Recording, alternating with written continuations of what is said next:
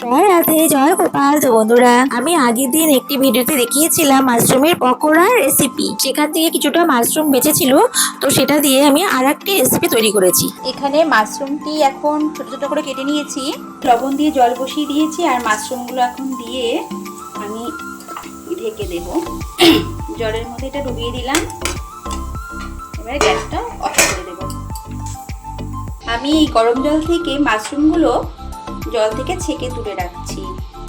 মাশরুমের তরকারি বানাবো বলে আমি এখানে সমস্ত কিছু উপকরণ সাজিয়ে নিয়েছি, কারণ আমার ভিডিও করতে সুবিধা হবে বলে। তার জন্য আমি এখানে আলু হলুদ ছোটো ছোটো করে কেটে হলুদ লবণ মাখিয়ে রেখে দিয়েছি, আর এই মাশরুমগুলো এইভাবে কেটে আমি গরম জলে ভাপিয়ে রেখে দিয়েছি। আর ফোড়নের জন্য আমি তেজপাতা আর জিরে আর এখানে একটু হিং নিয়েছি। হিং কেউ দিতেও পারেন, নাও দিতে পারেন। তো অনেকে পেঁয়াজ দিয়ে রান্না করে, আমি পেঁয়াজ ছাড়া রান্না করব। তো যাই হোক, আমি এখানে টমেটো, আদা, কাঁচা লঙ্কা এগুলো আমি পরে পেস্ট করে নেব। আর এখানে আছে ধনিয়া গুঁড়ো, হলুদ গুঁড়ো, জিরের গুঁড়ো, লবণ এবং গরম মশলা। তো যাই হোক, আমি সমস্ত উপকরণগুলো এক জায়গায় নিয়ে নিলাম। এবার আমি রান্না করব। চলুন। আর টমেটো, আদা আর কাঁচা লঙ্কার পেস্টটি তৈরি হয়ে গেল। কড়াইয়ের তেল গরম হয়ে যাওয়ার পর আমি হলুদ নুন মাখিয়ে রাখা আলুগুলো কড়াইয়ের মধ্যে দিয়ে দিলাম।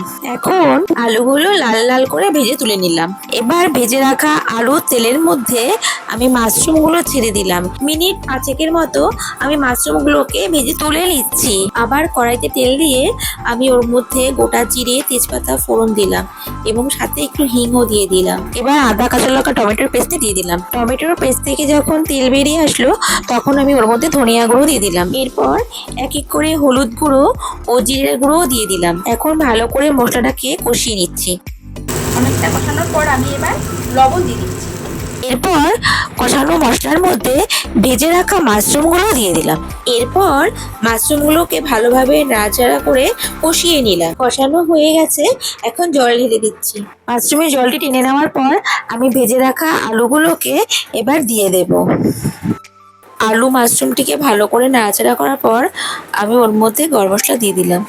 আর এই যে তৈরি হয়ে গেল আমার নিরামিষ মাশরুমের তরকারি। ভিডিওটি কেমন লাগলো অবশ্যই কমেন্টে জানাবেন। ভালো লেগে থাকলে একটি লাইক করে দেবেন। দেখা হচ্ছে পরের ভিডিওতে।